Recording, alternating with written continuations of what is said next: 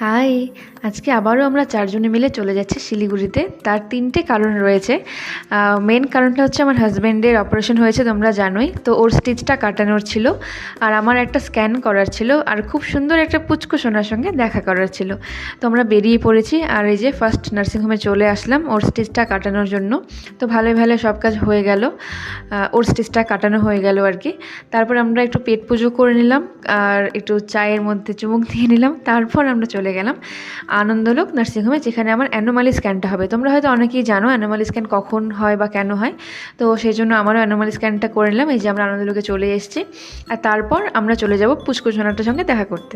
ও আমার সম্পর্কে ভাস্তি হয়, দেওরের মেয়ে, আর আমিও জেঠিমা হই সম্পর্কে। আর এই যে সবাই মিলে আমরা খুব আনন্দ করেছি। আর মেন ভিডিওটা খুব শিগগিরই আমার এই চ্যানেলে আসতে চলেছে।